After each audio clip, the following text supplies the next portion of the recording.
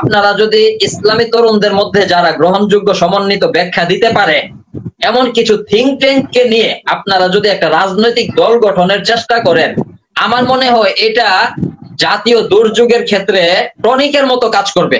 এখন সংক্ষিপ্ত কিছু বক্তব্য দেওয়ার জন্য আবেদন করছি মহতারাম জাকির মাহাদিন সাহেব। আমি যে জায়গাটাতে ফোকাস করি সেটা হচ্ছে আলেম ওলামাদের কাজ শুধুমাত্র খাদ্য দান করা না, ত্রাণ দান করা না, ঘর বাড়ি তৈরি করে দেওয়া না, রাস্তাঘাট করা না, জাতিকে নৈতিক শিক্ষা সম্পন্ন করা। এই নৈতিক শিক্ষাটা যদি আমরা ত্রাণ বিতরণ এবং বন্যা পরবর্তী কার্যক্রমে সম্পৃক্ত করতে পারি, তাহলে যারা কোনো কারণে যদি পর্যাপ্ত ত্রাণ না পায়, সংকটে থাকে, অভাবে থাকে, তাহলে এই অভাবটা তাকে স্বভাব নষ্ট না করে বরং অভাবটাও তাকে আল্লাহ পর্যন্ত নিয়ে যাবে।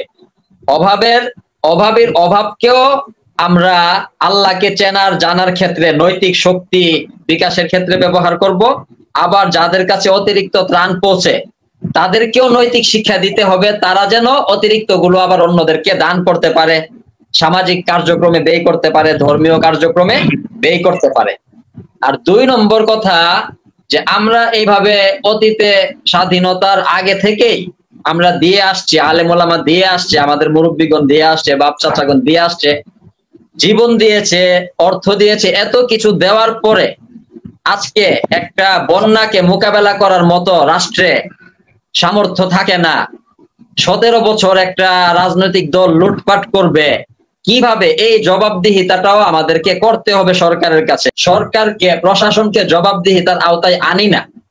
এখন থেকে আমরা সরকার, প্রশাসন, সমাজ, তথাকথিত যে জেনারেল শিক্ষিত গোষ্ঠী, তাদের মধ্যে নৈতিক শিক্ষা না থাকার কারণে তারা দেশের অর্থনীতি লুটপাট করছে, বিদেশে বাড়ি করছে। এখনো যারা সরকারের উপদেষ্টা হিসেবে আছে, উপদেষ্টা যারা আছে, প্রত্যেকের দেখেন ছেলে মেয়ে ভাই বেরাদর বিদেশে পড়াশোনা করছে।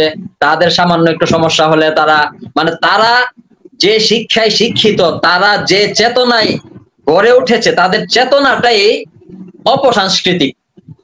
একজন মুসলমানের বা একজন মানুষের যে সংস্কৃতি হওয়া দরকার, আচার আচরণ, নীতি নৈতিকতা হওয়া দরকার, এর বিন্দু মাত্র তাদের মধ্যে নাই।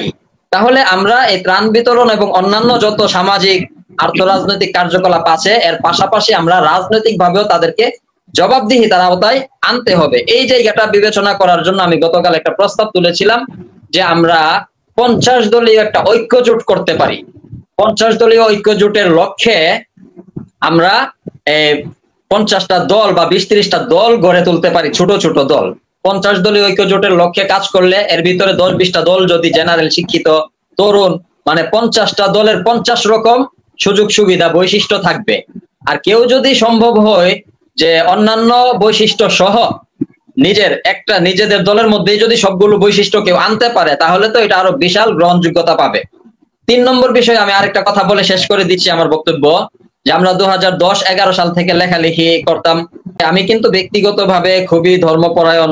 দেখা গেছে আমি যখন কথাগুলো বলি, আমি একটা সমন্বয়মূলক কথাবার্তা বলি, যেটা আমাদের ওলামায়ে কেরাম অনেক ক্ষেত্রে হয়তো বুঝেন না বা আমি বোঝাতে ব্যর্থ হই।